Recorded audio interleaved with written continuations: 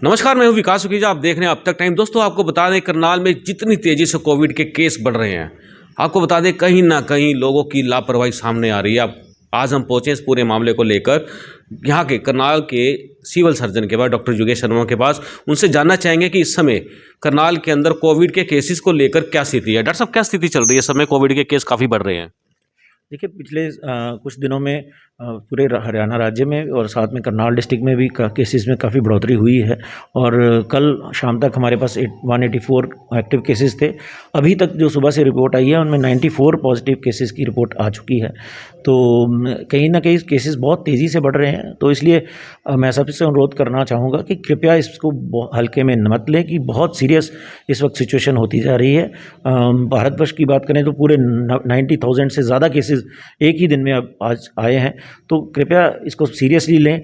Mask जो है वो प्रॉपर नाक और मुंह ढक के पहने, सोशल डिस्टेंसिंग करें, हैंड वॉश करते रहें और सबसे इम्पोर्टेंट है दोनों डोजेज वैक्सीन की जल्द से जल्द लगवाएं। डॉक्टर साहब, जिस तरह से ये केसेस बढ़े हैं कोविड के और ओमिक्रॉन के केसेस भी आ गए हैं, ओमिक्रॉन के जो केसेस हैं उसका क्या स्टेटस है? देखिए, जिस तरह से ये केसेस बढ़ रहे हैं इसमें चांसेस यही हैं कि जो प्रेवलेंट स्ट्रेन जो अब यहाँ पे चल रहा है वो ओमिक्रॉन ही हो सकता है, क्योंकि हम सभी केसेस का जीनोम सीक्वेंसिंग इतनी जल्दी से होना पॉसिबल नहीं है। हम सभी केसेस को उसी के चलते हुए ही देख रहे हैं, क्योंकि बेसिक प्रिकॉशंस जो हैं वो सारी एक जैसी हैं।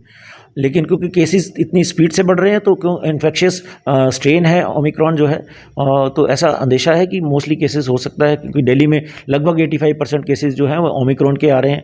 तो हमारा पड़ोस में राज्य होने के कारण हो सकता है कि उसका इफेक्ट यहाँ पे भी पड़ रहा हो और यहाँ पे उसके कारण बहुत तेज़ी से ओमिक्रॉन के केसेस बढ़ रहे होंगे। डॉक्टर साहब, अभी कितने पेशेंट एडमिट हैं और कितने ठीक हो रहे हैं, क्या स्टेटस है?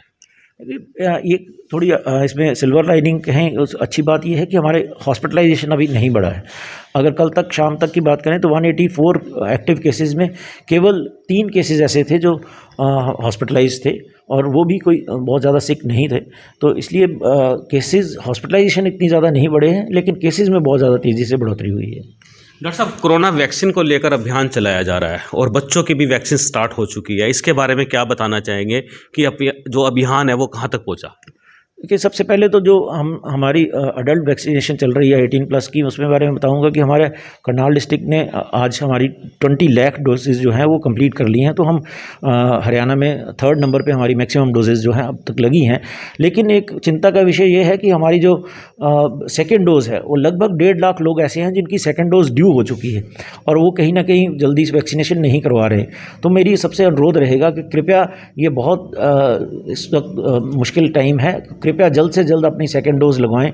जब तक दोनों डोज नहीं लगवाएंगे आपकी बॉडी जो है वो इम्यूनिटी इतनी नहीं होगी कि वो आप कोविड को फाइट कर सकें। तो अपने लिए, अपनी फैमिली के लिए बहुत ज़रूरी है कि आप दोनों डोज वैक्सीन की लगवाएं। और जहाँ तक बच्चों का सवाल है, 15 से 18 साल के बच्चों की वैक्सीनेशन मंडे से शुरू हुई है। लगभग 66,000 का एक जो हमारा टारगेट है वो शिक्षा विभाग के साथ उन्होंने शेयर किया है हमारे पास। तो उनमें आज दोपहर तक लगभग 24,000 से ज़्यादा बच्चों की हम वैक्सीनेशन कर चुके हैं और हमारा टारगेट है कि हम 10 तारीख तक मैक्सिमम बच्चों की वैक्सीनेशन करें।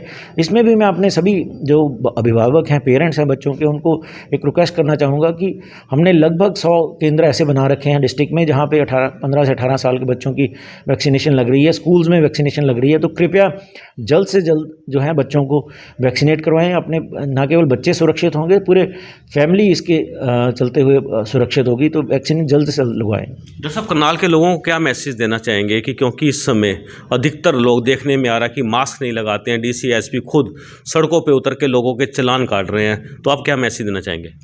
देखिए, मैं सबसे यही कहना चाहूँगा कि हाँ, ये ठीक बात है कि पहले कुछ टाइम पे कोविड केसेस बहुत कम हो चुके थे और लोग रिलैक्स हो गए थे, लेकिन कृपया इस वक्त इस खतरे को पहचानें। बहुत से हम व्हाट्सएप मैसेजेस में या इसमें वीडियोस में देखते हैं कि कुछ लोग ये कहते हैं कि ये तो ऐसे तमाशा है, ये तो कुछ ऐसी बात नहीं है। कृपया इसको इस तरह की बातें नहीं करें, साइंटिफिक तरीके से सोचें। ये बहुत तेज़ी से फैलने वाला वायरस है।